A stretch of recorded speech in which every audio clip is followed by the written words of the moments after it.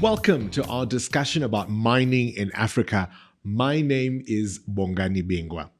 Thank you for joining us today. I have no doubt you're going to find our session packed with invaluable information about the exciting things that are unfolding. Operations are being modernized. The fourth industrial revolution is coming to play in a big way in the mining industry, and it's dramatically boosting productivity through optimized mobility. So, to get to grips with what that means in practical terms, and to really explore this topic, I have two seasoned experts with me today. Fabian Taliada, who is, of course, Michelin's mining commercial director, and Hein Venter, who is also the global account manager for the mining business line for Michelin. Welcome to you both. And Fabian, perhaps let me start with you. What does mining have to do with Michelin? Great question. Thank you for asking that. Well, Michelin is we define ourselves as a mobility company. So our goal is to help people get a better way forward, and it's obviously tires for your car. Everybody knows Michelin, but Michelin is also manufacturing tires for trucks, for agricultural equipment, for construction equipment, and mining equipment. There is basically no mobility without mining. We know that mining is really important for everything. You need iron ore to make steel, to get your building construction. You need copper to make wire. So mining is really important for achieving the mobility goal of the world today. So Michelin is pretty much into all the mobilities, not just the car mobility. And if you're thinking about mining, what exciting things are happening at the moment? It's big. What's happening at the moment is really big. And it's big for mining, and it's big for Africa, mining in Africa. Think of this. Everybody is talking about electrical vehicle. That's the mobility of the future. Everybody will have an electric car in the coming years. And some continents even put restriction to diesel engine by as close as 2030 for European countries. So if you think about it, what do you need for an electric vehicle to run? You need a battery. You need wires. Where do you get this component to build your battery? You need lithium, you need graphite, you need copper. All these are all the resources we have here in Africa.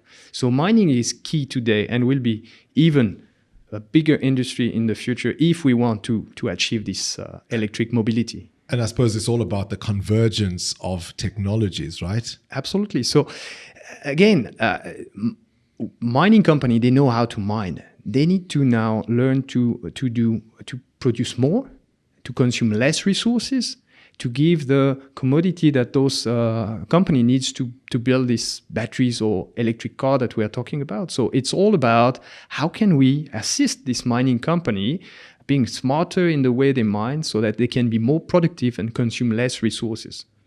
Hein, future's looking bright for mining? Absolutely. I think to just go further what Fabian was saying, today the mining sector is for sure one of the key sectors of the decarbonization, decreasing of CO2. I think the big mining houses have announced very aggressive decarbonization targets to go to net zero CO2 emissions. It's an absolute fantastic period to be within the mining sector, and specifically the sustainability topic that's taking a lot of enthusiasm today. So sustainability, but also technology. Fabian, I've heard this phrase, a smart mine. Yeah. What's a smart mine? In a nutshell, a smart mine is the mine that takes decision based on data, basically. And for that, they need to have all the network, the infrastructure. So they rely heavily on the internet, on connectivity. So they have, now we see underground mines with full connectivity underground so that they know every time what's happening with their fleet, with their vehicle, and they can take decisions, smart decision based on what they see. Data collection is a big part of that, Hein, right?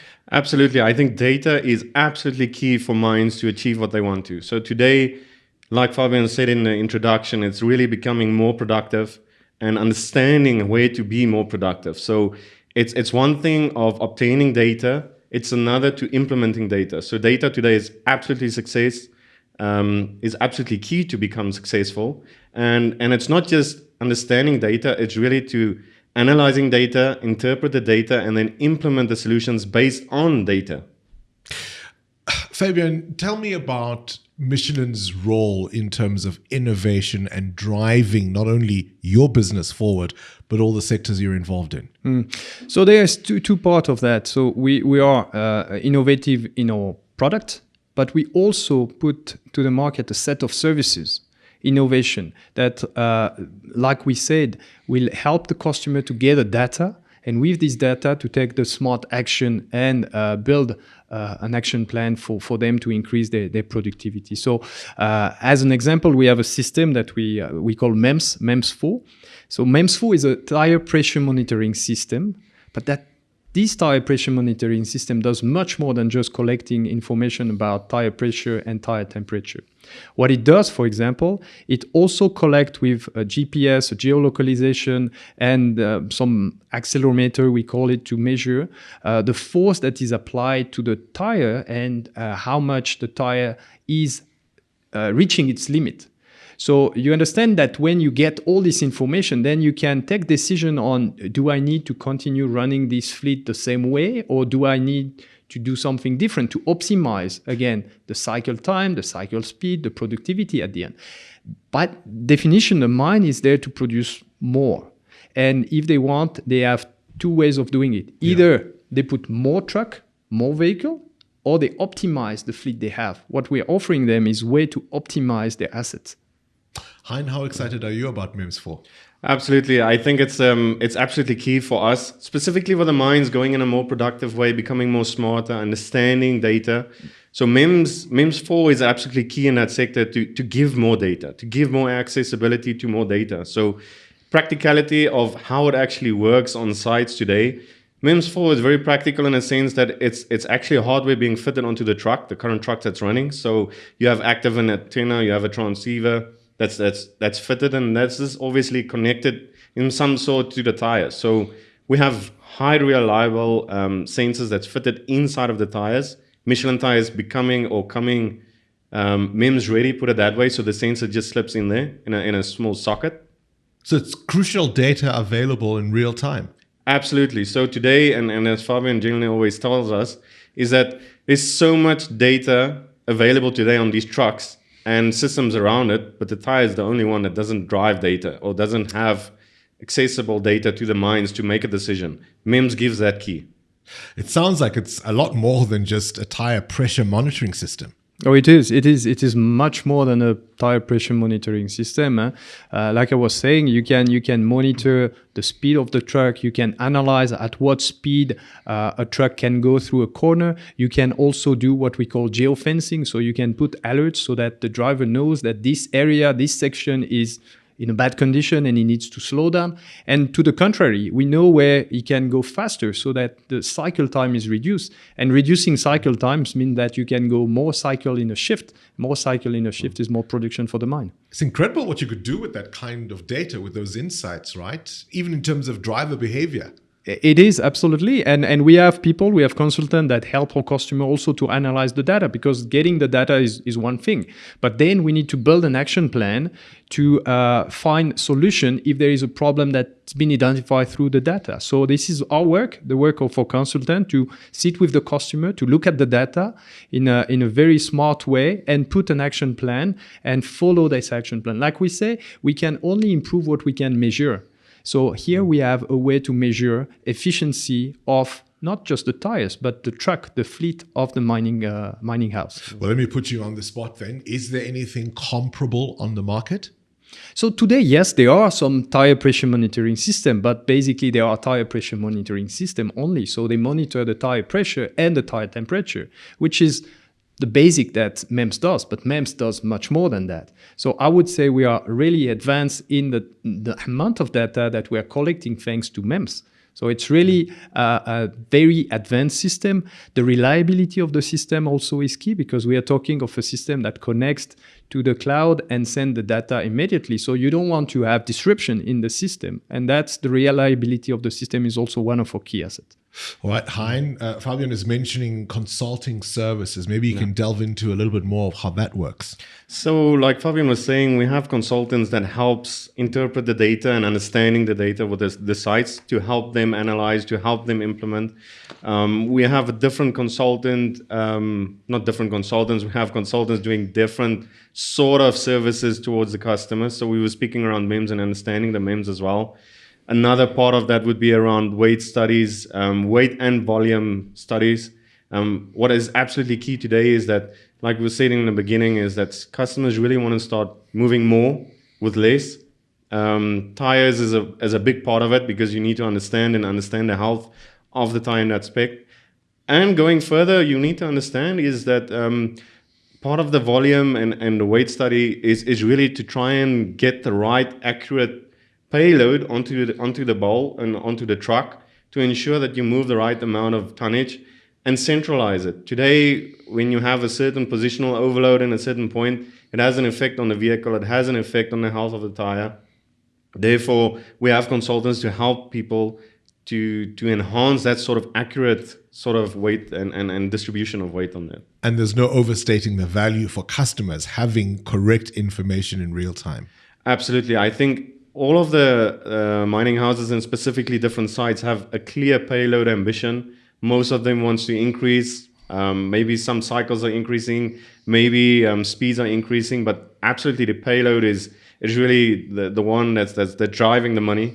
And that's where we can really help them getting more accurate and helping them enhancing that target of increasing the payloads. And ultimately about optimizing productivity. Fabian, if you look at the data that you're able to access, how far back does it go? It's a lot. So what we do, we access our own data with MEMS and the system that we offer, but we also use the system that the customer has already in place and all the data they're collecting with the customer. So what we do, we go far as far as the customer is able to give us information. Then we compile those information, and our consultant will then work with the customer on what do we want to see in those data. Do we want to see a pattern? Do we want to see a mine that has changed their operation and how we can help them to, again, improve efficiency? So we can go as far as 10 years back with data and analyze this to help the mine to understand what has changed in their operation. It gives you all sorts of options, Hein. Absolutely. Right?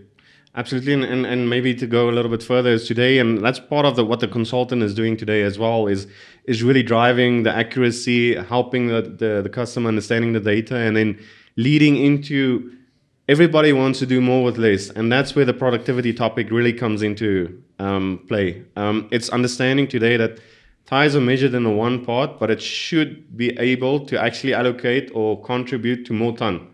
So effectively, we need to make the link today, and that leads me to the next topic is what the consultants are doing additional to weight studies. It's something called a productivity study.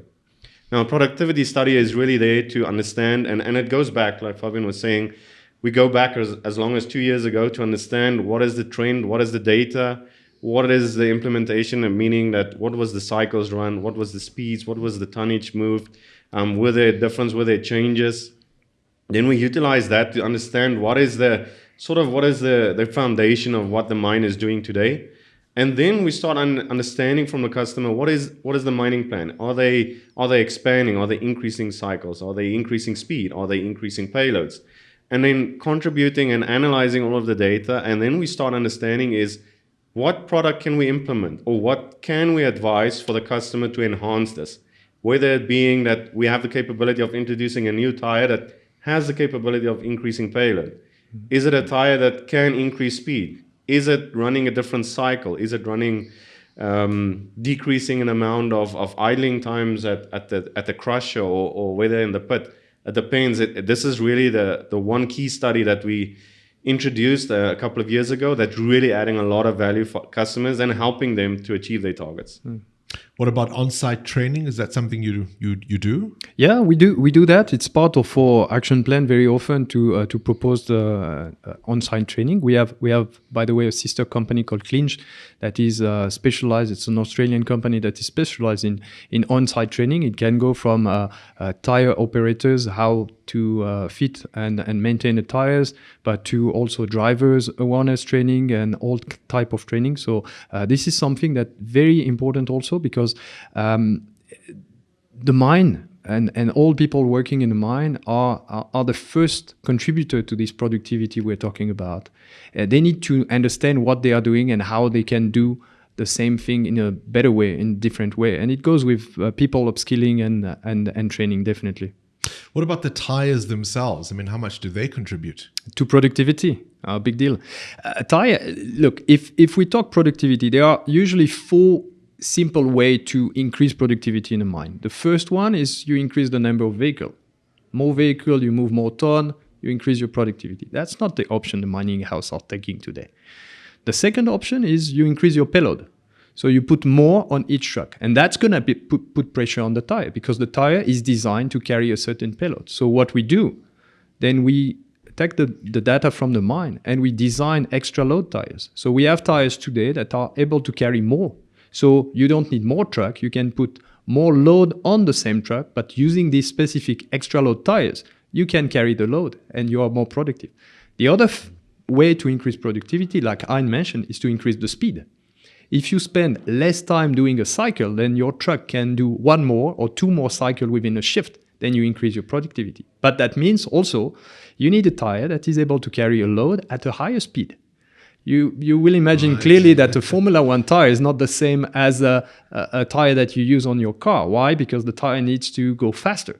So a tire that needs to go faster has different component and different technology in there. So we also have a range of tire that can go faster.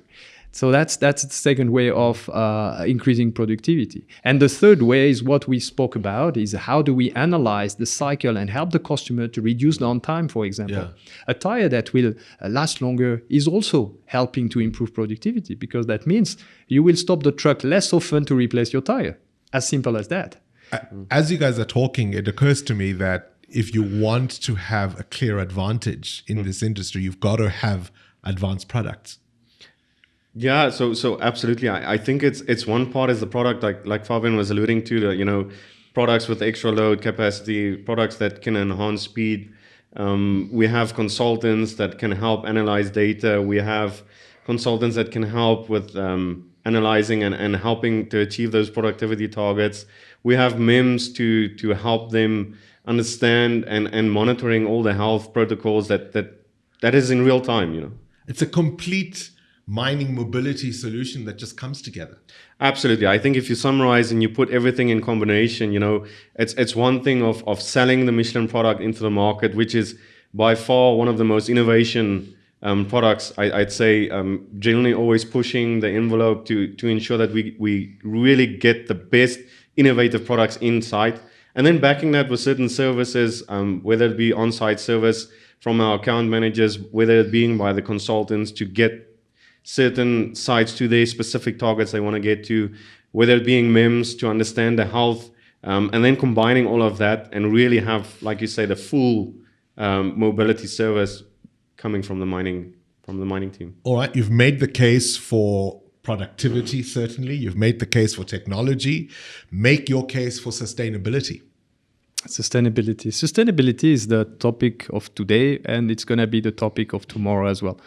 So everything we do needs to be sustainable. So when we started this discussion, I was talking about how mining is important for the future of the mobility and electrical mobility that we are looking for.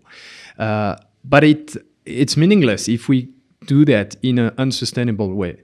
So what we do in our product, we are looking at ways to incorporate more sustainable material in our product, meaning raw material that comes from sustainable source and raw material that comes from recycled product, meaning that we are looking at ways to recycle our product and reintegrate into our new tire production part of this product that we've extracted from the recycling process. So that's one way to be sustainable.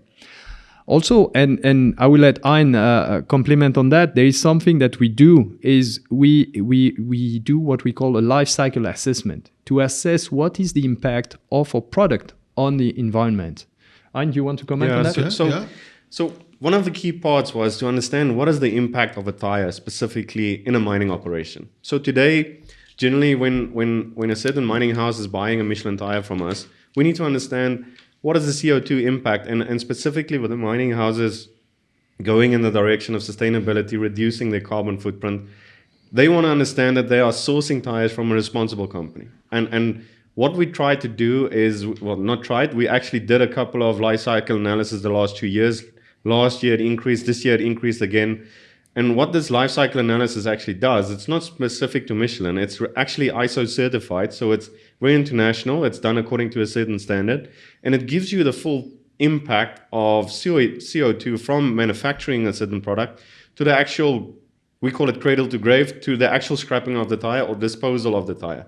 And that's one of the key parts today is how do you dispose of a tire in a sustainable way as well. So we have this life cycle analysis that gives us the idea of what the impact on CO2 and the planet has for a certain tire. And then we try and understand how we can assist our customers getting a better or achieve their sustainable targets, which they clearly done in a public domain as well. There's been a lot of innovation as far as mining is concerned that has come from specifically South Africa, but more broadly all around the continent. Are there any success stories you can point to in terms of where we find ourselves?